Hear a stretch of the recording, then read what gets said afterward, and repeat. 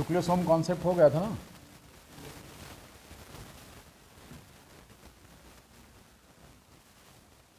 कल आप लोगों में से किसी को कन्फ्यूज़न था H1 की पोजीशन को लेकर, और मैंने कहा था कि ठीक है मैं फ़िलहाल देख लूँगा, लेकिन है यही। तो क्या दिक्कत है भाई बालक? सही तो बताया था मैंने, गलत कहाँ था? ये बीच में जो डिवाइड होता है उसे स्पेशल कहते हैं, और इसके बीच का जो 27 यहाँ उसमें था उसको लिंक करते हैं।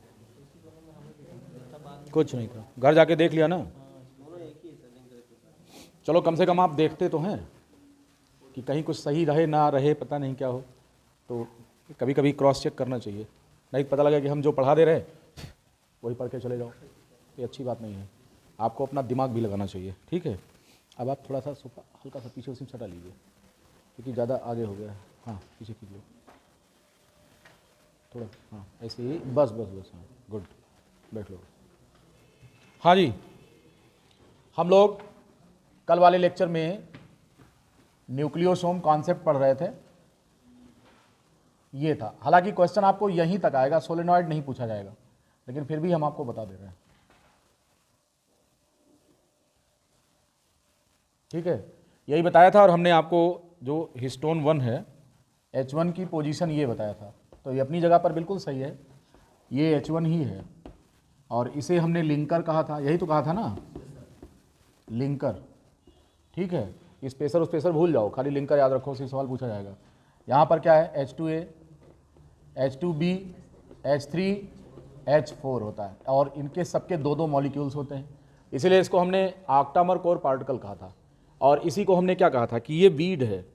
अब बीड पर स्ट्रिंग, बीड स्ट्रिंग पर है ना, बीड किस पर है, स्ट्रिंग पर है, क्योंकि ये बीड है और ये धागे पर बैठा है, ठीक है। अब ये आप देखेंगे इसी प्रकार का इसका अरेंजमेंट होता है। हमने आपको बताया था कि इसका जो मिड पॉइंट है, यहाँ से इसको मिड पॉइंट फिक्स करेंगे तो ये 27 बेस पेयर था, और रेस्ट इधर वाला ये भी 27 बेस पेयर था, यही हम लिंकर कहते थे। तो जब लिंकर की बात करेंगे कि इसमें बेस पेयर्स कितने होते हैं, तो जब न्यूक्लियोसोम की बात करेंगे, न्यूक्लियोसोम, तो इसमें क्या क्या चीज़ें आती हैं, ऑक्टामर, ऑक्टामर कोर पार्टिकल होता है, प्लस लिंकर होता है। हमने आपको लिंकर में फिक्स बताया था 54 बेस, और इसको बताया था 146, और ये लेकर के कितना आया था 200। तो अप्रॉक्स सवाल इसी पर बनेगा, लेकिन रेंज भी इसकी हमने आपको बताया था कि ये वैल्यू फ्लेक्सिबल है, कहीं कहीं पर 147 लिखा मिलेगा आपको, तो इसकी एक रेंज है 146 से लेकर कितना 206 तक पाया गया है। तो ये वेरिएबल है, परंतु ये कांस्टेंट है, ये 54 रहेगा, राइट। हमने आपको इसकी नाप तौल भी बताया था, और ये कहा था कि एक न्यूक्लियोसोम का जो हेलिक्स बन रहा है यहाँ पर, न्यूक्लियोसोम एक प्रकार का छल्ला ही तो है, ये सर्कुलर, तो इसका जो डायमीटर है वो कितना है, 11 नैनोमीटर है, राइट। अब क्या होता है कि इसमें फर्दर अगर कॉइलिंग होती है, दोबारा से फिर कॉइलिंग हो, तो ये जो है एक सोलेनॉइड का रूप ले लेता है। सोलेनॉइड आप इस प्रकार समझ सकते हैं कि जैसे एक तार है बिजली का, या कोई कंडक्टर है, फिजिक्स में पढ़ा होगा आपने, और इस प्रकार से उसको स्प्रिंग नुमा घुमाइए ऐसे, ये स्प्रिंग है ना, स्प्रिंग एक प्रकार की क्या है, ये सोलेनॉइड है। या फिर आप ऐसा करिए कि जैसे एक जो है वो ले लीजिए पाइप, और इस पाइप पर तार लपेटिए ऐसे, तो जब आप तार इस पर लपेटते हैं तो जो एक सिलिंड्रिकल फॉर्म बन रहा है लेकिन खोखली नली पर बन रहा है, उसको हम सोलेनॉइड कहते हैं, परिनालिका कहते हैं। तो वही चीज़ यहाँ पर है, ये क्या चीज़ है, ऐसे जो है ये यहाँ पर सोलेनॉइड बना रहा है, ठीक है। ये क्रोमोसोम का स्ट्रक्चर है, ऐसे दिस वन, ये आप चाहे तो इसके अंदर से इस तरह से इधर निकल सकते हैं ऐसे, यही है एक सोलेनॉइड। सोलेनॉइड एक कॉमन टर्म यहाँ पर यूज़ किया जा रहा है। तो आपको यहाँ पर जब क्लोज पैकिंग होगी डीएनए की, तो ये जो न्यूक्लियोसोम है ये क्या हो जाएगा, ये सोलेनॉइड में चेंज हो जाएगा।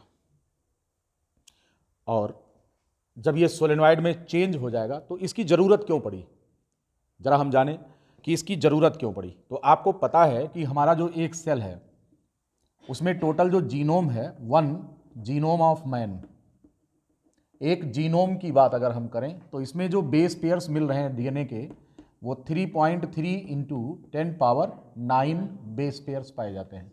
यानी कि हमारी एक सेल के एक जीनोम में, क्योंकि एक सेल में 2 जीनोम होता है, मनुष्य में कितने क्रोमोसोम होते हैं, एक सेल में मनुष्य में कितने क्रोमोसोम होते हैं 46, इस 46 में से 23 फादर का है और 23 मदर साइड का। इसको पैटर्नल क्रोमोसोम कहते हैं, इनको मैटरनल कहते हैं। तो ये जो हैप्लॉइड सेट है यहाँ पर देखें, इसी को क्या नाम दिया जाएगा? एक हैप्लॉइड सेट ये है, haploid set of chromosome equals to 1 genome है, ये एक जीनोम है ये। इसी तरीके से एक हैप्लॉइड सेट ऑफ क्रोमोसोम दूसरा ये है हैप्लॉइड सेट ऑफ क्रोमोसोम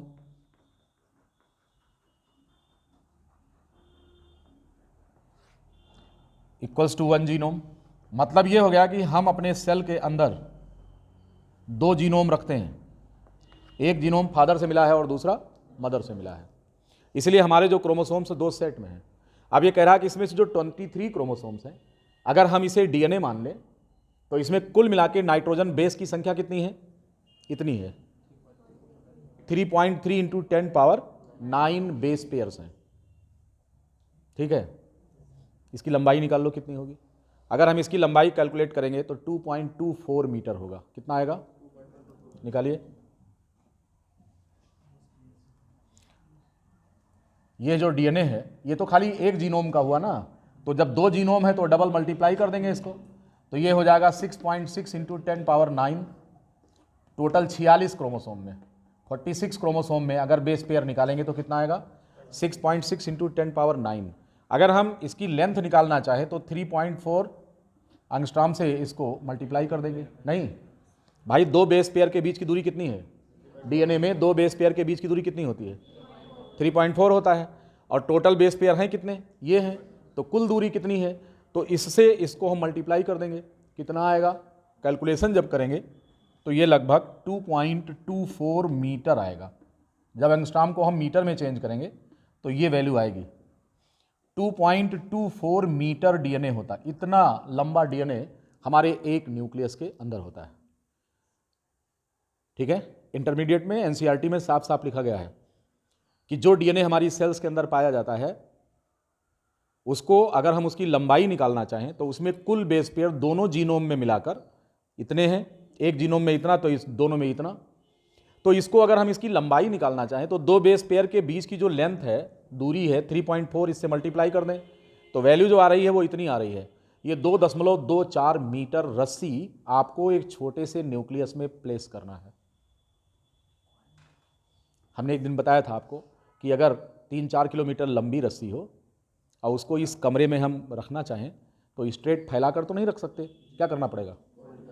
उसको फोल्ड करना पड़ेगा, तभी तो लंबी रस्सी इस कमरे में रखेंगे। तो इतने लंबे डीएनए को, जो हमारा डीएनए है, ये बात समझ में आ गई? इसका पैरामीटर कैलकुलेशन लिखा कि नहीं लिखा आपने? नहीं लिखा तो लिख लो। ये लिख लो कि एक ह्यूमन सेल में 2 सेट में जीनोम है, एक जीनोम में बेस पेयर इतने हैं, number of base pair in 1 genome that is 3.3 into 10 power 9 base pair. तो 2 जीनोम में कितना होगा? 6.6 इंटू 10 की पावर 9 हो गया। तो ये टोटल कितना आ गया? तो लेंथ कितनी आएगी? ये आपके सामने कैलकुलेशन लिखा हुआ है। अरे भाई एकदम ये समझ में आ रहा है नहीं आ रहा? डीएनए के बारे में तो पढ़ा होगा ना, बीएससी में पढ़ा होगा, फिर एमएससी में पढ़ा, बिना पढ़े तो एमएससी बॉटनी हुई नहीं होगी। तो इतना थोड़ा बहुत तो आइडिया है ना कि नाइट्रोजन बेस पेयर्स और ये सब क्या होते हैं। सीधा कैलकुलेशन जो नहीं समझ पा रहे हैं वो जान ले कि 1 जीनोम है 3.3 into 10 power 9 base pairs. 2 genome, क्योंकि हमारी एक सेल में 2 जीनोम होता है, तो उसकी टोटल कितनी आ जाएगी? 6.6 इंटू 10 पावर 9 हो जाएगा।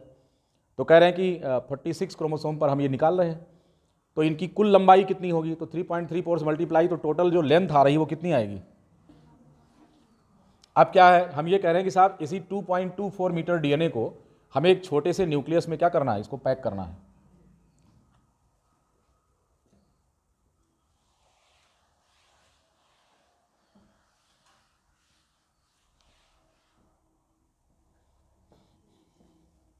देखिए ये आपका डीएनए है, इतना लंबा डीएनए है, 2.24 मीटर लंबा डीएनए है। ये डीएनए है, सपोज दैट। इसको हमें पैक किस में करना है? It has to be packed inside a small dimension nucleus. इसी में इसको भरना है। देखो हम इतना बहुत ही अच्छे अंदाज में बता देते हैं। ये है छोटा सा न्यूक्लियस है, nucleus of very small dimension, very small dimension now this DNA has to be packed in this small chamber. इतनी लंबी रस्सी, जो इतना लंबा डीएनए आपका है, हमें इसको कहाँ पैक करना है? इसी में पैक करना है। तो क्या करना पड़ेगा? छल्ला बनाओ, देख मोर छल्ला की देख मोर छल्ला। अब सबसे पहला छल्ला, फिर उसके बाद दूसरका छल्ला, फिर तीसरका छल्ला। पहला छल्ला न्यूक्लियोसोम मॉडल, दूसरका छल्ला सोलेनॉइड मॉडल, और आगे वाला इसके folding, primary, secondary and tertiary close packing. Right. आपके कोर्स में कितना है? केवल प्राइमरी क्लोज पैकिंग है बस, सेकेंडरी थर्ड ईयर है नहीं, लेकिन हम आपको बता दे रहे हैं, उसको भी थोड़ा थोड़ा बता दे रहे हैं, ज़्यादा नहीं। पीजीटी के लिए नहीं, आप पीजीटी पढ़ रहे हैं, आप सीएसआईआर नेट नहीं पढ़ रहे हैं, इसलिए पीजीटी के योग्य बना रहे हैं आपको, सीएसआईआर के योग्य नहीं। इन्होंने पूछा सी वैल्यू पैराडॉक्स क्या होता है, हमने सी वैल्यू खाली जानो, पैराडॉक्स सीएसआईआर के लिए, यहाँ के लिए नहीं। सी वैल्यू पैराडॉक्स क्या है वो आपको सीएसआईआर के लिए पढ़ना है। पीजीटी में पैराडॉक्स कभी नहीं पूछेंगे, तो हम तो पढ़ें। ठीक है, आइए आइए, गेट द फोटोग्राफ फर्स्ट। सुन लीजिए, आगे बढ़े।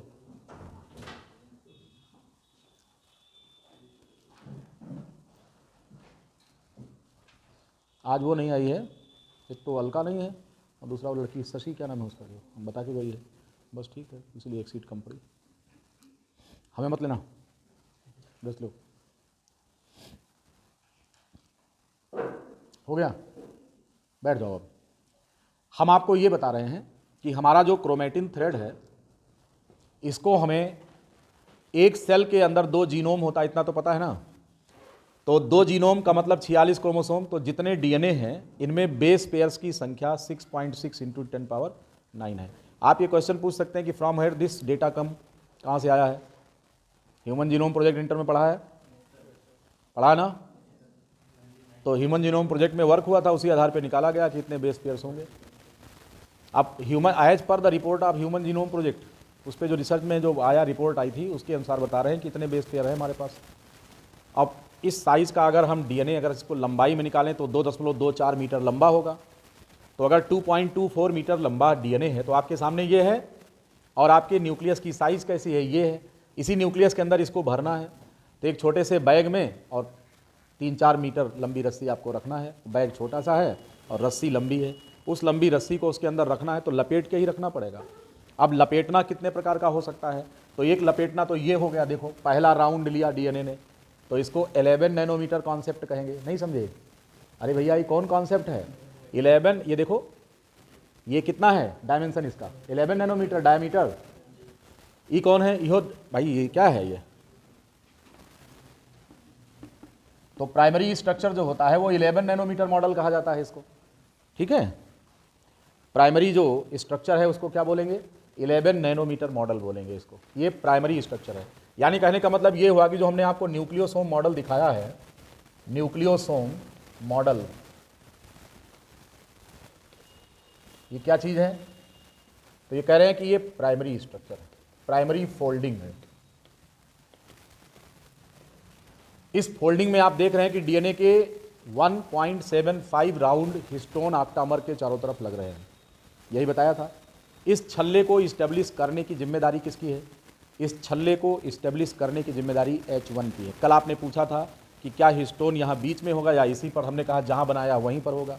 इसलिए क्योंकि H1 जो होता है ये डीएनए के एंट्री और एग्जिट पॉइंट को दिखाता है। नहीं समझे आप? अगर हम इस एक छल्ले की बात करें तो धागा इसमें से ऐसे डालेंगे, इसके अंदर से इधर से निकाल कर घुमा कर फिर ये निकाल लिया, तो ये कौन है? धागे का एंट्री पॉइंट है। ये क्या है? एंट्री पॉइंट है। और ये कौन है? एग्जिट पॉइंट है। तो what is the location of H1? H1 justifies here its position of entry and exit of string. धागा किधर से?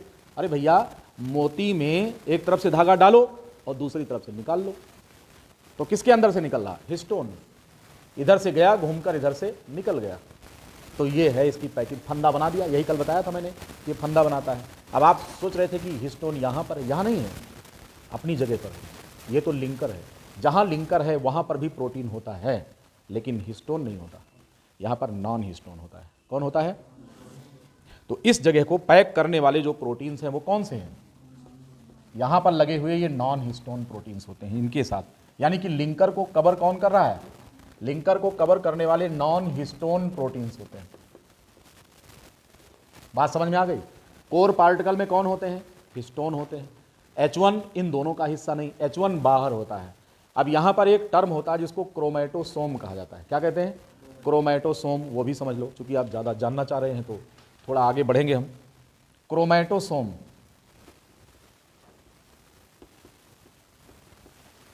ये क्या चीज़ है? अब ये कह रहे हैं कि न्यूक्लियोसोम। अब हमने आपको बताया था कि न्यूक्लियोसोम का हिस्सा H1 नहीं है, लेकिन अगर हम इसको इसके साथ कंसीडर करेंगे तो ये दोनों मिलकर के जो स्ट्रक्चर बनाते हैं उसे हम क्रोमेटोसोम कहते हैं। Even H1 is not the part of nucleosome, but when it is added to the nucleosome, the resulting structure is known as chromato. इन दोनों से मिलकर जो स्ट्रक्चर बनेगा हम उसे क्या नाम देंगे? उसको बोलेंगे क्रोमेटोसोम। बात समझ में आ रही है?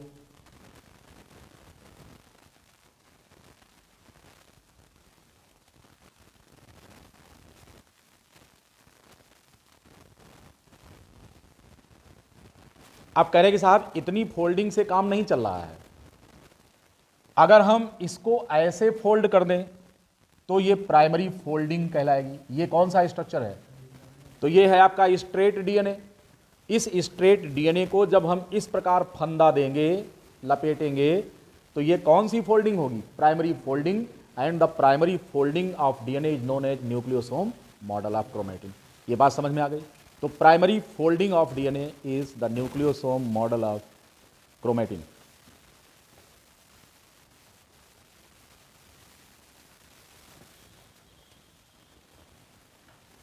अभी जगह कम पड़ रहा, अभी भी डीएनए काफी लंबा है। न्यूक्लियोसोम बनने के बावजूद भी डीएनए अभी उतना छोटा नहीं हुआ कि न्यूक्लियस में उसकी पैकिंग हो जाएगी। अब क्या करना है? अब इसको और लपेटो। क्या करेंगे? अब एक राउंड तो हमने लपेट लिया, ये ऐसे लपेट लिया, 1.25 राउंड ऐसे। अब कह रहे हैं कि इसको और लपेटो, ऐसे लपेटो। तो अब जो बड़ा छल्ला बनने जा रहा है, जिसको हम सोलेनॉइड कहते हैं, उसमें ऐसे ही 6 न्यूक्लियोसोम सेट होते हैं। कितने न्यूक्लियोसोम सेट होते हैं? 6। ऐसे ही छल्ला बनता है। तो कितने न्यूक्लियोसोम सेट हो जाएंगे? 6। अब हम वो स्ट्रक्चर बनाने चल रहे हैं, जरा देखिए। तो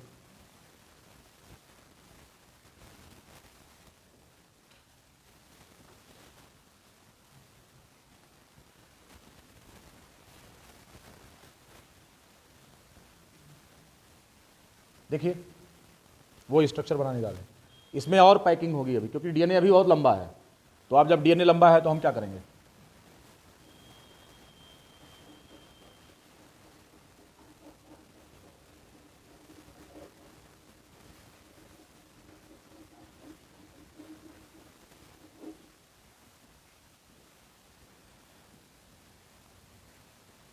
मजा आ रहा है?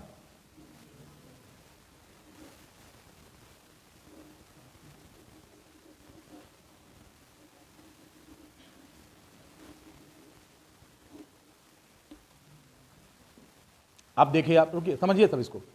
आप देख रहे हैं कि आपका हिस्टोन है कहां पर? ये है। अब हिस्टोन कहां पे आ गया? ये जो हिस्टोन है, अब चूंकि प्रॉक्सिमिटी बहुत कम होती है, इनके बीच में बहुत नज़दीकी आ जाती है, तो जो हिस्टोन होता है वो ये आ जाता है। इनका हिस्टोन ये आ जाता है, इनका हिस्टोन ये आता है, इनका हिस्टोन ये आता है, इसका वाला ये, इसका वाला ये होता है। यानी कि इस छल्ले को इस्टेब्लिश करने की जिम्मेदारी किसकी है? H1 की। क्योंकि यह जो H1 है, इनका वाला और इनका वाला एक दूसरे के काफी नजदीक आ जाते हैं, फिर इस छल्ले को इस्टेब्लिश करने की जिम्मेदारी H1 की है। नहीं समझ आया? यहां पे जो हिस्टोन है, चूंकि इनको और अगर नजदीक कर दें तो डायग्राम बहुत कंजेस्टेड हो जाएगा। देखो, जैसे एक का दिखा रहा हूं मैं, ये हो गया, ऐसे देखो। तो आप जो इसका वाला हिस्टोन है वो कौन है? वो ये है, और इसका वाला ये। तो काफी एक दूसरे के नजदीक आ गए कि नहीं आ गए? H1 और H1 ये काफी नजदीक, तो दोनों हेलिक्स स्टेब्लिश हो गए। ऐसे कितने छल्ले स्टेब्लिश हो जाएंगे क्लोज पैकिंग में? 6 आएंगे। अब यह जो डायमीटर निकालेंगे, अभी तक आपने ये वाला डायमीटर कितना निकाला था? है? ये वाला डायमीटर कितना था? ये बेटा 11 था, दिस वन 11 था। अब ये वाला डायमीटर कितना हो जाएगा? इसको हम बोलेंगे 30 नैनोमीटर। ये आएगा। समझ में आया? ये वाला डायमीटर कितना था? 11। अब ये कितना है? 30 नैनोमीटर है।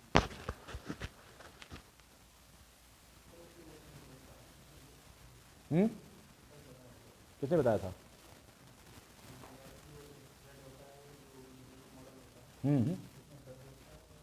जो न्यूक्लियोसोम मॉडल होता है उसमें क्या होता है, 10 क्या बताया था, 10 क्या बताया था,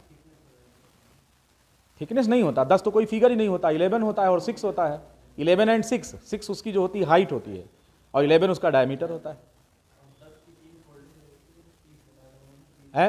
10 की क्या होती है ना, 6 होती है, 10 की नहीं होती फोल्डिंग, 6 की होती है। इस परिनालिका का ओवरऑल डायमीटर 11 होता है, ये 30। जैसे अभी हमने आपको बताया ये परिनालिका, ये क्या है, ये परिनालिका है, ये ट्यूब है, ऐसे प्रोफाइल इसकी राउंडेड, आगे और भी तो है ना, ऐसे कॉइलिंग होती चली गई है। देखो हम पूरा बना दे रहे हैं आपका, अब आप देखिए ऐसे,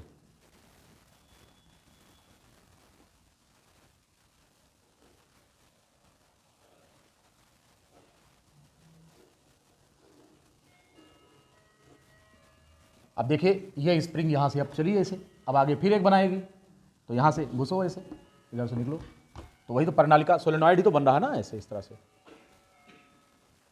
ठीक। तो पहले वाला 11 नैनोमीटर कॉन्सेप्ट था, अब हेलिक्स कैसा है, 30 नैनोमीटर कॉन्सेप्ट है। ये बात समझ में आ गया ना, 10 का कोई फिगर नहीं है, आप चेक करके दिखाइए ना कहीं पर कि कौन पढ़ाया, नाम तो बताओ उसका, कौन पढ़ाया था, है कौन, अफसार अली, कहाँ खोए हैं, बीटा थैलेसीमिया पर क्या किए हैं यार आप लोग, हमको धर्म संकट में डाल रहे हो, हमको विकिपीडिया खोलना पड़ेगा, मोबाइल हमारी उधर है। अच्छा चलो इस चीज़ को मैं कल कंफर्म करा दूंगा, कल जो कंफ्यूजन था आज कंफर्म करा दिया कि हिस्टोन वहाँ बीच में नहीं होता है, वो तो हो गया ना। कल भी आप लोगों ने इस उटपटांग बात किया था कि हिस्टोन वहाँ होना चाहिए, अब कमजोर टीचर हो तो आप दबा दोगे उसको, कहोगे नहीं तो, इसलिए मैंने कहा कि होगा यही, मैं कल चेक करके बता दूंगा फिर से है, लेकिन यही। अब आप देखिए 11 का कॉन्सेप्ट है और 33 का कॉन्सेप्ट है, 33 वाले को राउंड 30 माना जाता है, 30 का फिगर, समझ गए ना। हाँ 11 और 30, अगला आप जो होने जा रहा है वो 700 नैनोमीटर का होगा।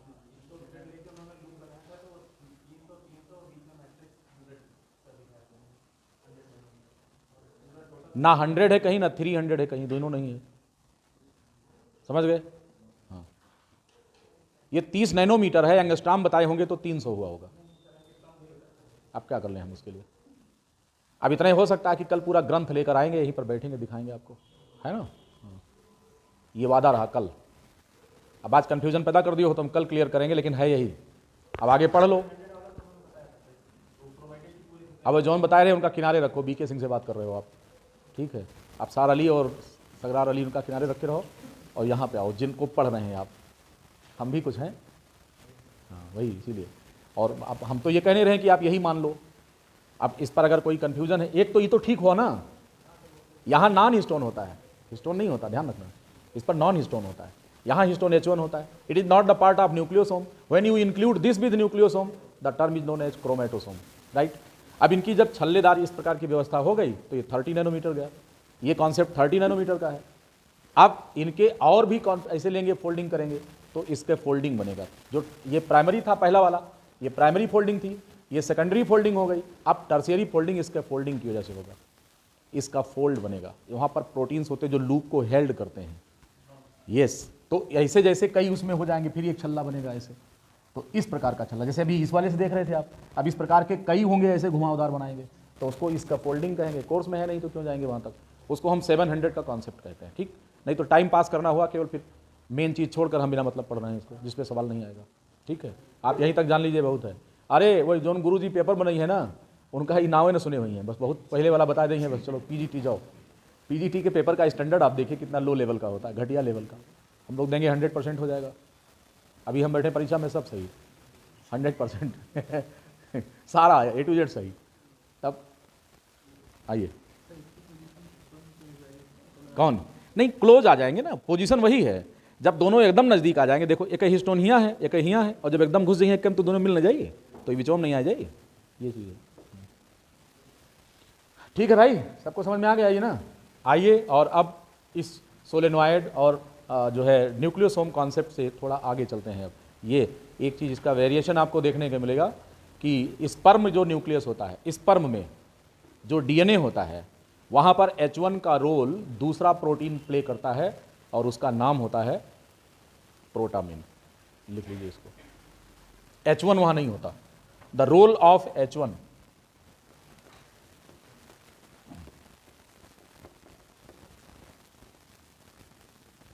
played by protamins in sperm DNA। जब उसका स्पर्मेटिड से स्पर्मेटोजोआ में मॉडिफिकेशन होता है तो हिस्टोन रिप्लेस हो जाता है, किसमें? प्रोटामिन में चेंज हो जाता है। तो प्रोटामिन भी एक प्रकार का बेसिक प्रोटीन है। तो हिस्टोन की जगह कौन ले लेता है? प्रोटामिन। एक सिंगल क्वेश्चन आपसे ऐसे पूछा जाएगा कि स्पर्मेटोजोआ, इसका वेरिएशन कहाँ देखने को मिलता है? तो वो स्पर्मेटोजोआ में, जहाँ पर हिस्टोन की जगह कौन ले लेगा? प्रोटामिन्स ले लेंगे। ठीक, ये स्ट्रक्चर आपका कंप्लीट हो गया। आइए फिर क्रोमोसोम की तरफ चलते हैं और ढूंढें कि क्रोमोसोम पर क्या क्या है। तो क्रोमोसोम पर केवल एक चीज़ है और कुछ नहीं है, उसका नाम जीन है। क्रोमोसोम पर कौन है? जीन है। आइए और उसे ढूंढा जाए कि जीन कहाँ पर है। ठीक,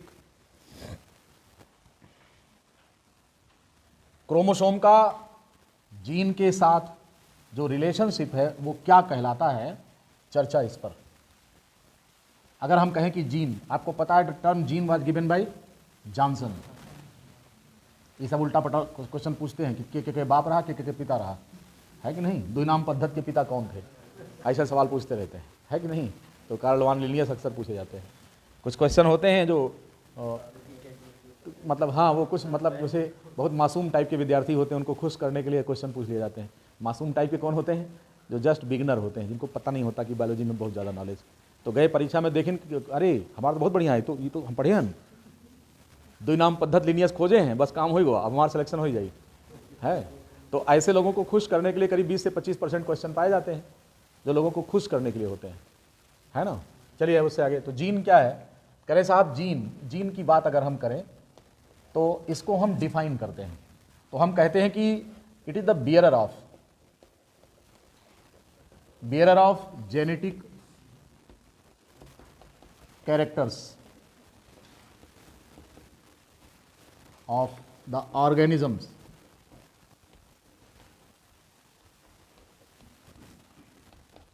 पिता से संतान में ले जाने वाले जेनेटिक या कैरेक्टर्स, पैरेंटल कैरेक्टर्स को संतान में ले जाने वाले स्ट्रक्चर को हम जीन कहते हैं।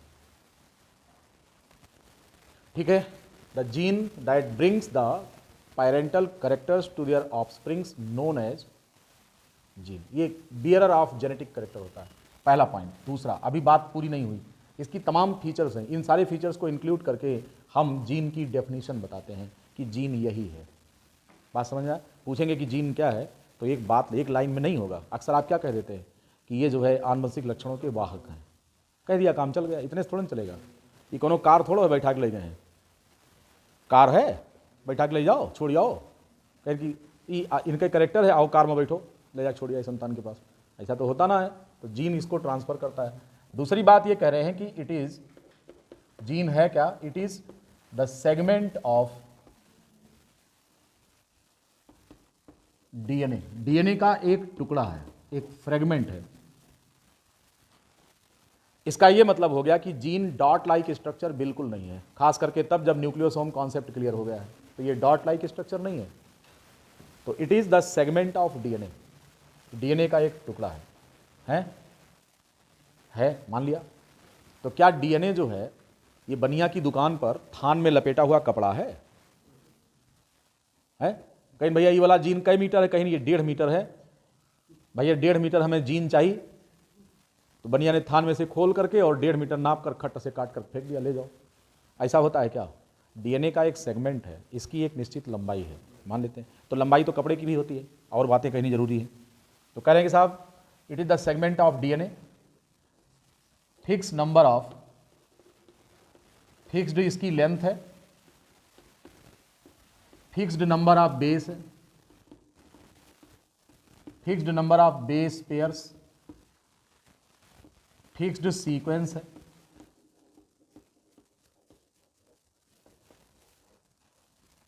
And fixed origin and end point.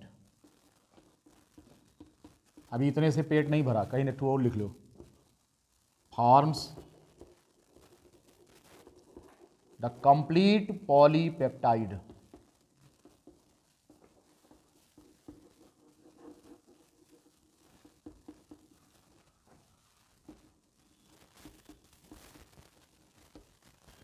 अब बात सही हुई, यही है gene.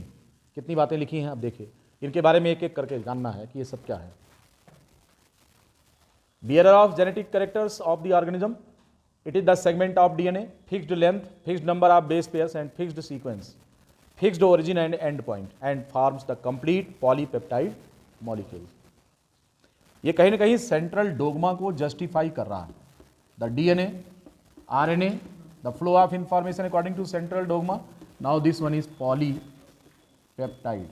What is the polypeptide? करें साहब, it is made up of large number of amino acid monomers that are united with each other with the help of the peptide linkage. तो ये है पॉलीपेप्टाइड। और जब एक पॉलीपेप्टाइड बनेगा तो ये फिक्स प्रोटीन में कन्वर्ट हो जाएगा और यही प्रोटीन एंजाइम में कन्वर्ट होगा और कैरेक्टर डिस्प्ले होगा। और फिर क्या होगा? कैरेक्टर, लक्षण। डीएनए से आरएनए, आरएनए से पॉलीपेप्टाइड, पॉलीपेप्टाइड क्या हो गया? प्रोटीन में, प्रोटीन क्या हो गया? एंजाइम में, और एंजाइम ने कैरेक्टर को दे दिया। तो हम जनरली यहीं तक लिखते हैं, one gene one enzyme hypothesis. एक जीन एक एंजाइम का निर्माण करता है और वो एक कैरेक्टर डिस्प्ले करता है। आपके शरीर के अंदर किसी भी कैरेक्टर के लिए एक प्रोटीन का बनना जरूरी है। कोई भी लक्षण डिस्प्ले होगा, उंगली बनेगी प्रोटीन बने, आंख बनेगी प्रोटीन है, बॉडी में तमाम ऑर्गेनोजेनी होती है उसके लिए प्रोटीन जिम्मेदार है। कोई भी जीन डिस्प्ले हमेशा जीन बनाकर करता है, वो क्या नाम है? पॉलीपेप्टाइड बनाकर करता है। यही चीज पढ़ाया था ना हमने आप लोगों को ड्रोसोफिला में, pattern formation, axis formation, dorsoventral pattern बताया था मैंने आपको, सेगमेंटेशन बताया था, किस प्रकार से विंग्स डेवलप होते हैं, लिम्ब कैसे बनते हैं। तो इन सब के लिए क्या है? जीन, एक पर्टिकुलर जीन एक प्रोटीन बनाता है और कैरेक्टर डिस्प्ले करता है। जब कभी भी जीन को काम करना होगा तो पहला काम वो क्या करेगा? पहले अपनी रेप्लिका बना लेगा, डीएनए से डीएनए बन जाएगा, फिर ये डीएनए आरएनए बनाएगा, फिर आरएनए ट्रांसलेट होकर पॉलीपेप्टाइड बनाएगा। पॉलीपेप्टाइड में एक विशेष प्रकार का अरेंजमेंट होता है, ओरिएंटेशन होता है, primary secondary tertiary structure adopt करता है, फिर वो एंजाइम हो जाएगा, और अगर एंजाइम है तो बाद में वो कैरेक्टर डिस्प्ले करता है। राइट, ये सारी कहानी होती है। ठीक है, तो वही सारी बात हम आपको यहाँ बता रहे हैं कि ये आनुवंशिक लक्षणों का वाहक है, बहुत ही सिंपल फॉर्म में। सेगमेंट ऑफ डीएनए है, it is not the dot like structure but it is a definite length. और अगर लेंथ फिक्स है तो नंबर ऑफ बेस पेयर भी फिक्स होंगे। क्यों? क्योंकि दो बेस पेयर के बीच की दूरी फिक्स है। तो अगर लंबाई फिक्स है तो number of base pair fix है।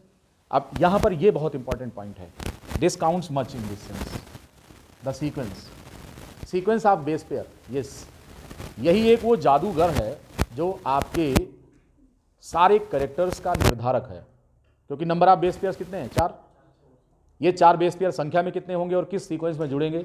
ये अनलिमिटेड है, अनलिमिटेड इनकी कॉम्बिनेशन है। तो अगर अनलिमिटेड कॉम्बिनेशन है तो जीन भी क्या होंगे? अनलिमिटेड होंगे। तो फिर कैरेक्टर भी क्या होंगे? 7 समद की मस करूं, लेखनी सब बन रहा है, सब धरती कागज करूं, मानव गुण लिखा ना, गुरु गुण नहीं मानव गुण। क्योंकि ह्यूमन जीनोम प्रोजेक्ट की बात कर रहे हैं। कबीरदास जी ने कहा था ना, 7 समद की मस करूं, 7 समंदर में जितना पानी है, 7 समंदर जितना अपनी आंखों में है पानी नहीं, 7 समंदर जितना पानी लेकर स्याही बना ले। मसी माने क्या होता है? स्याही। और लेखनी, पेन, सारे जंगल काट कर पेन बना लो। और कागज कितना बड़ा है? जितनी बड़ी धरती है। गुरु का गुण लिखा नहीं जा सकता। तो हम गुरु की बात नहीं कर रहे हैं, यहाँ पर एक व्यक्ति की बात कर रहे हैं, ह्यूमन जीनोम प्रोजेक्ट की। इतना कैरेक्टर है, 30,000 जीन है साहब। एक जीन के अंदर कितने नाइट्रोजन बेस हैं? 2-2, 2.5-2.5, 3-3 हज़ार हैं। तो अनलिमिटेड कॉम्बिनेशन है जीन का। इवन कि अगर हम फेस की बनावट की बात करें, फेशियल एक्सप्रेशन की बात करें, तो फेशियल एक्सप्रेशन के लिए जीन तो जिम्मेदार है, प्लस इन्वायरमेंट भी है। क्या कारण है कि नेपाली नेपाली की तरह दिखता है, साउथ इंडियन की तरह दिखता है, और पंजाबी पंजाबी की तरह गबरू जवान दिखता है? तो what is the reason behind this? चेहरे पर जो वहाँ का क्लाइमेटिक वो है इफेक्ट और इन्वायरमेंटल प्रेशर, ये आपके चेहरे की सिमेट्री को बनाता है उसी हिसाब से। और क्या होता है? जीन होता है। एक व्यक्ति का जीन दूसरे से मैच नहीं। ह्यूमन जीनोम प्रोजेक्ट आप पढ़ेंगे, इसी में पढ़ेंगे, ह्यूमन जीनोम प्रोजेक्ट। वो क्या कहता है कि दुनिया के सभी मनुष्यों में जो जीनोम होता है वो 99.9% सिमिलर है। The difference arises because of 0.1% only. और इस 0.1% में भी मिलियंस ऑफ लोकेशन ऐसे हैं जहां पर खाली एक नाइट्रोजन बेस का अंतर है। हम ये बिल्कुल सेम है। कितना सिमिलरिटी हमारे तुम्हारे बीच में है? हो 99.9%। और 0.1% का डिफरेंस है। 95 से मोर देन 95 आपका चिंपांजी आपसे मिलता है, पॉइंट वन है तो अलग कर दिया। लेकिन वो 0.1 ही क्या कर दिया है। आप इनकी किडनी इनको नहीं लग सकती, उनकी वाली इनको नहीं लग सकती है। क्यों? ये बैठा है ऊपर वाला, तेरी महिमा बहुत निराली है। जब हम इन सब सारी चीज़ों को देखते हैं तो ऊपर वाले को हाथ जोड़ लेते हैं, हमारे बस का नहीं है समझाना। हम क्या हैं? जिन्होंने ये जीन खोजा था वो जब कुछ नहीं समझ पाए आपको, तो मैं क्या समझूं? मैं तो उनकी लिखी हुई कहानी बता रहा हूं आपको। I am not a scientist. मैं तो आपको इसको समझा रहा हूं कि है क्या। कंप्यूटर हमने थोड़ा बनाया, लेकिन कंप्यूटर के बारे में जानते हैं तो चलो ठीक है, बात कर लेते हैं उस पर। जीन हमने नहीं बनाया, हमने खोजा थोड़ी ना, खुराना ने खोजा था। है खुराना, हरगोविंद खुराना पैदा हुए भारत में, गए अमेरिका में, काम कीन हुआ, नरेंद्र मोदी देखते रह गए हैं। लेकिन इस समय मामला बिल्कुल एकदम शेर जोरों पर है। कई वक्त लग्जरी कारें हिंदुस्तान थोड़ा बनाता है, वैक्सीन भी बनाते हैं। अरे वो गोरी चमड़े वालों, वो गया दिन जब आप कहते थे यहाँ आकर कैमरे से क्लिक करते थे हमारे यहाँ के लोगों को, कहते they are very poor peoples of the India. ऐसे नहीं है वो, दे आर वेरी स्मार्टर, बहुत ज़्यादा। अब वो तुम्हारे यहाँ से जो है डेटा वगैरह सप्लाई करने लगेंगे तुमको। ले जाओ वैक्सीन, ले जाना हो यहाँ से, बनाए नहीं पाए हो, ले जाओ यहाँ से, वैक्सीन भेज रहे हैं, है कि नहीं? आपके साकेत महाविद्यालय की एक कन्या भी उसमें शामिल है। वही सर, उसकी अध्यक्ष वो थी। हाँ, यहीं पढ़ी हुई है, हमारी क्लास में बैठती थी। हाँ भाई, पढ़ाए हैं हम लोग, यहाँ बीएससी में पढ़ाए हैं, यहीं पर पढ़ के गई है। जो कोरोना वैक्सीन डिस्कवर की है यहीं की है, बाद में बायोटेक्नोलॉजी में गई है, देखिए गुल खिला रही है। ऐसे आप ही लोगों तरीके से बैठ के पढ़ती थी। गर्व महसूस करता हूँ मैं भी कि उस समय मैं पढ़ा रहा था कॉलेज में। तो ऐसे बच्चे ही निकल करके यहाँ से गए हैं। इनमें से कुछ अभी इस समय यूएसए में रिसर्च कर रहे हैं, कुछ बहुत अच्छे इंस्टीट्यूशंस में हैं। एक आध तो स्टूडेंट पता चला है कि वो IAS है, यहीं से पढ़ करके गया है। तो तमाम निकलते रहते हैं ऐसे। आप भी कहीं हो सकता है किसी लैब में बैठे हुए मिलो, साइंटिस्ट B ग्रेड बनकर, है कि नहीं? बाद में पता लगा कोनो और फर्दर कोरोना के बाप कोनो आवे तो वो खोजो। अरे ये किसी ने किसी का भाग्य थोड़ो देखा है कौन क्या कर रहा है। चलिए, तो हम तो बहुत थोड़ी सी बात बता रहे हैं ना। तो अब DNA का जो कॉम्बिनेशन है साहब, हम कौन होते हैं? हम तो लिखी हुई बातें बता रहे हैं। हम खोजने थोड़ो गए थे कि 3.3 × 10⁻9 बिलियन ये जो है 9 बेस पेयर्स पाए जाते हैं। कहाँ बताया? हमने नहीं कहा। हम तो लिखी हुई बात बता रहे हैं आपको। हाँ, तो ये सारी चीज़ें हैं। आइए और एक एक करके इसको समझते हैं। तो सेगमेंट ऑफ DNA हो गया, मान लिया। अगली बात क्या कह रहे हैं कि फिक्स्ड लेंथ है, fixed number of base pair है, फिक्स्ड सीक्वेंस है। इसको समझने के लिए और कह रहे हैं कि fixed origin and end point है, इसको भी समझाएंगे। तो आप जरा ये देखिए, मैंने अभी आप कहा कि ओरिजिन एंड एंड पॉइंट है। एक बालक ने पूछा कि ओरिजिन और एंड कैसे आप डिफाइन करेंगे, कहाँ से कौन शुरू हो रहा है, ये कैसे नापेंगे इसको? जी हाँ, नापेंगे ना। अब हम आपको बता रहे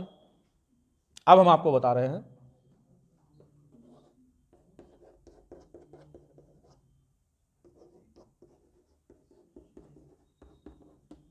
मान लो कि ये है एक DNA है, सपोज दैट, उदाहरण के लिए थायमिन, ग्वानिन, साइटोसिन नहीं है, ये एक प्रकार का क्या है? DNA है। स्टार्टिंग ये 3.5 इसी टेम्पलेट से तो कॉपी होकर RNA बनता है। चलो इस जीन को कॉपी करते हैं, कॉपी नहीं करेंगे, इसे देखेंगे कितने जीन हैं इसमें समाहित। हम बता रहे हैं ना कितने। जीन नंबर 1 नाम क्या है? शेर। जीन नंबर 2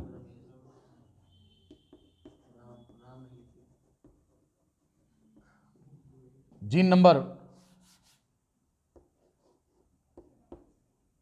ये कौन है? राम है। ये कौन है? रमेश है। हिंदी लिखो ना, इंग्लिशियत लिखे हुए है। शेर, ठीक है, लिख लो, हीरा लिख लो, हेरा हो जाएगा। अरे इतने से काम चल जाएगा, इतने से काम चल जाएगा। कितना जीन लिखा हमने? 3 लिखा ना। अब आप देखिए शेर की स्पेलिंग कहाँ से शुरू होती? SHER, तो हमारी बिगनिंग से होगी, तो जीन नंबर 1 ये हो गया। अब हमने कहा दूसर का जीन कहाँ से शुरू है? जीन नंबर 2 कौन है? राम है,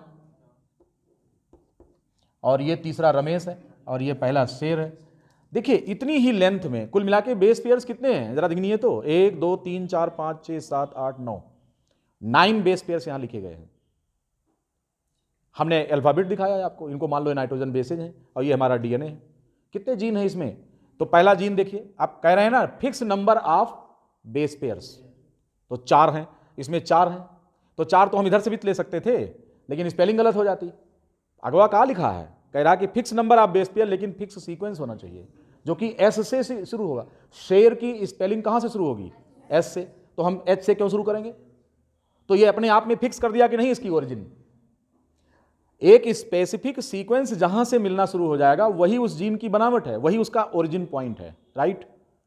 यस या नो, समझ गए ना? तो ये तो डीएनए है ऐसे। काउंटिंग कहां से होगी? जहां से उसकी स्पेलिंग उसको अप्रोप्रिएट होगी। तो शेर कहां पर है? ये है।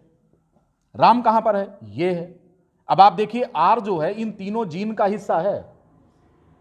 आर तीनों जीन का हिस्सा। इस कॉन्सेप्ट को ओवरलैपिंग जीन कहा जाता है। क्या कहते हैं? इसको ओवरलैपिंग जीन कहा जाता है। कोडान ओवरलैपिंग नहीं होता, परंतु जीन ओवरलैपिंग होता है। क्यों? क्योंकि आपको पता है कि क्रोमोसोम है कितने? 23। जीन कितने हैं? 30,000। एक क्रोमोसोम पर कितने जीन बैठते हैं? More than one. कॉन्सेप्ट बन रहा है नहीं बन रहा है? अरे भैया संजय भाई, पैसेंजर कितने हैं? 1000। गाड़ी कितनी है आपके पास? 3। तो एक गाड़ी पर एटलीस्ट 300 का हिस्सा आया कि नहीं आया? ये बात और है कि किसी पर 20 बैठाओ, बाकी में स्टैंडिंग लेके जाओ, ऐसा कर लेंगे, लेकिन एक से अधिक तो करो ना। तो हमारे पास 23 क्रोमोसोम है और 30,000 जीन बैठाना। ह्यूमन जीनोम कहता है कि हमारे एक जीनोम में 30,000 जीन है, दूसरे 30,000 इसी के अलग दूसरा डुप्लीकेट सेट है उसका, जो मदर से प्राप्त हुआ है। तो इस 30,000 जीन को हमें कहां बैठाना है? क्रोमोसोम पर बैठाना है। तो इतना लंबा डीएनए लाएंगे क्या कि एक जगह। अब देखो जीन का कॉन्सेप्ट क्या है, कहते हैं साहब देखो ये यहां से ये एरिया जीन नंबर 1, दूसरी एरिया जीन नंबर 2, तीसरी एरिया जीन नंबर 4। अगर ऐसे करे तो डीएनए तो और लंबा हो जाएगी।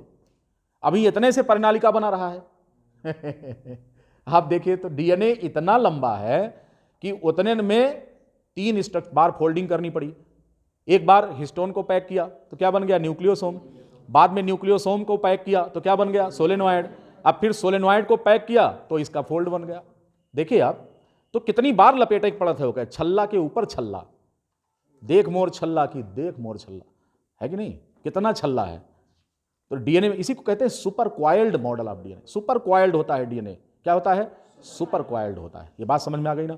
तो छोटे से डायमेंशन में पैक करना है। तो अगर हम ऐसे लिखें 1 to 1 लिखें तो कहीं साहब अगर मान लो कि 1000 बेस पेयर एक जीन में है, तो उस पर अगर 1000 हमें बैठाना है तो क्या हो गया? 10 लाख हो गए।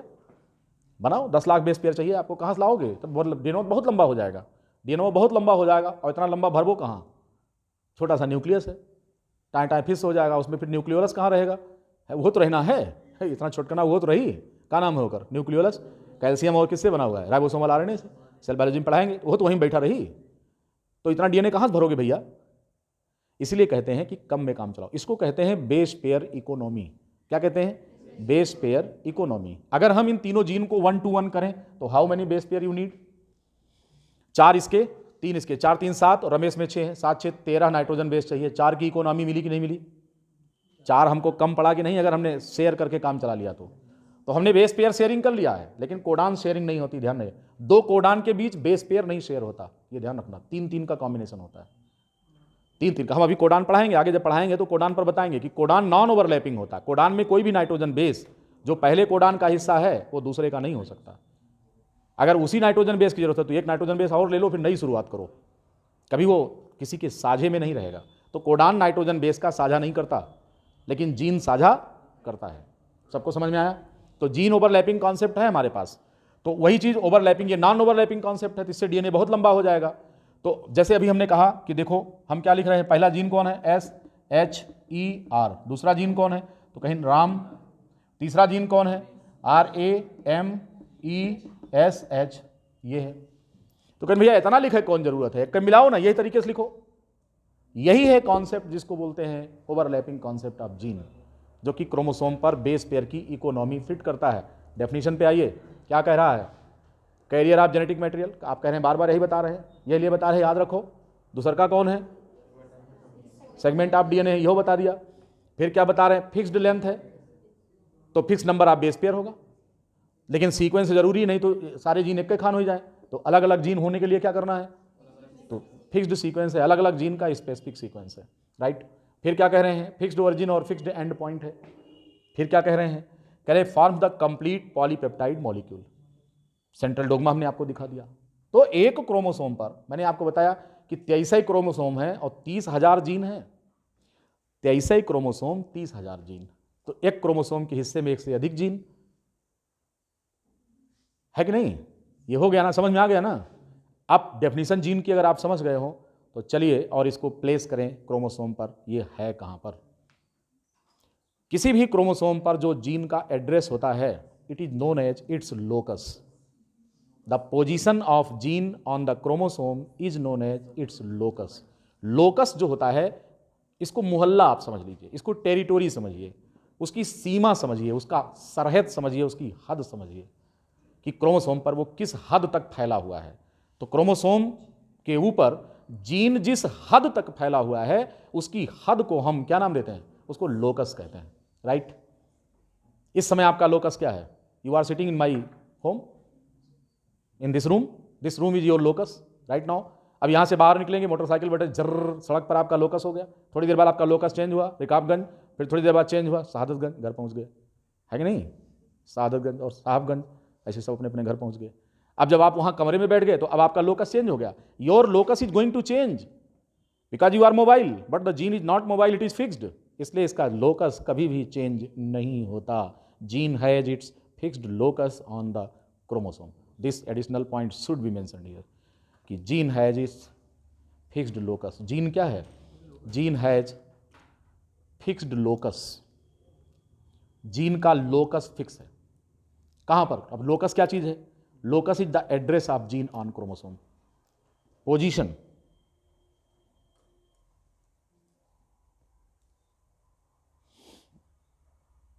Gene has the fixed locus on chromosome. Gene जो है वो क्रोमोसोम पर बैठा हुआ है, उसकी एक टेरिटोरी है, उसका एक मोहल्ला है, एक एड्रेस है। आप कहेंगे कि एक जीन दूसरे की सीमा में अतिक्रमण कर सकता है कि नहीं? कर सकता है। इसी को हमने क्या नाम दिया है? ओवरलैपिंग कॉन्सेप्ट ऑफ जीन कहा है कि जीन ओवरलैपिंग है। क्यों ओवरलैपिंग है? क्योंकि बस उसका एक ही रिक्वायरमेंट है कि जो फिक्स सीक्वेंस है वो मिलना चाहिए। जैसे अभी हमने आपको यहां दिखाया है, दिस वन, ये दिखाया है। अब आप समझ गए होंगे कि कुल मिलाकर केवल 4 नाइट्रोजन बेस हैं, लेकिन इनकी संख्या अनियमित है, तो इनका सीक्वेंस भी क्या होगा? संख्या अनियमित क्यों है? क्योंकि ये आपके ऊपर निर्भर करता है कितना नाइट्रोजन बेस ले लो। आप कहेंगे साहब ये तो 4 प्रकार 4 है ना, संख्या थोड़ो। टाइप 4 है, ए, टी, सी और जी। संख्या तो अनलिमिटेड है ना, चाहे जितना नाइट्रोजन बेस ले लो, लेकिन प्रकार तो 4 ही है ना। तो अगर हम इसको निकालें कि कितने कॉम्बिनेशन बनेंगे, तो 4 की पावर क्या हो जाएगा? है इनफाइनाइट हो जाएगा। नंबर ही फिक्स नहीं, इनफाइनाइट अगर होगा तो क्या हो जाएगा? है हम इनफाइनाइट नहीं करते, क्योंकि डिटरमिन कोई न कोई जीन तो वो इनफाइनाइट थोड़ा होगा। उस जीन में कितने बेस पेयर्स का सीक्वेंस है, तो 4 टाइप के हैं, और एक समय में कितने ले सकते हैं। तो जैसे मान लो 3 ले लिए तो 64 हो गया कॉम्बिनेशन, और अगर हम उसमें और लेते हैं तो बढ़ता हुआ चला जाएगा, 4 की पावर n के टर्म में बढ़ेगा। तो 4 की पावर, अब मान लो जैसे आपने 50 नाइट्रोजन बेस ले लिया है, 4 प्रकार के 50, तो 4 की पावर 50। अब कितना सीक्वेंस बनेगा, कितने कॉम्बिनेशन के जीन बन सकते हैं, निकाल लो, कैलकुलेट कर लो। तो 4 की पावर 50, अरे आप काउंट नहीं कर पाओगे। इसलिए कहा गया है कि इनडेफिनिट नंबर ऑफ जीन्स आपको प्राप्त हो जाएंगे, अलग अलग प्रकार के। जितने म्यूटेशन करो उतने नए जीन हैं। इसलिए कोरोना की अब तक 2000 स्ट्रेन प्राप्त हो चुके हैं जब से उसका संक्रमण हुआ है, अलग अलग प्रकार के। लेकिन एक ठुआवा धमाका मचा, इस बाकी सब टाई टाई फिस शांत हो जाता है ना। इस दुनिया में कोई भी आपत्ति लंबे समय तक नहीं रह सकती, क्योंकि ईश्वर को पसंद नहीं है। जाओ भौकाल मारो, लेकिन बहुत लंबे समय तक भौकाल मत मारो, और ज़्यादा अगर है तो चलाओ वापस। तो ये भेजे हुए राक्षस हैं, जैसे पहले के ज़माने में पूतना जाती थी। कोरोना क्या है? राक्षस ही तो है। पहले के ज़माने में क्या है? पूतना जाती थी, कहीं दूध पिला रहे हैं भगवान को, अब चूस लीन, खत्म कर दिन, पूरा जान उसी भरोसे, उसकी जान लाइफ ही चूस लिया उन्होंने, जान खत्म कर दिया। 5 चिल्ला के सड़क ऊपर गई थी, मर गई। हाँ उसने, लेकिन अब ये देखिए, अब उसको भगवान पुत्र के रूप में क्यों प्राप्त हुए?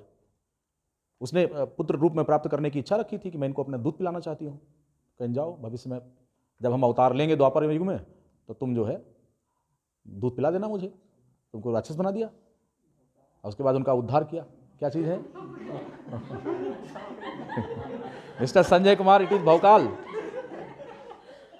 चलो अभी बात करते हैं ऑफ द रिकॉर्ड। वीडियो बंद करो थोड़ी देर लिए, एक अब बंद करो, अब हो गया आज वाला।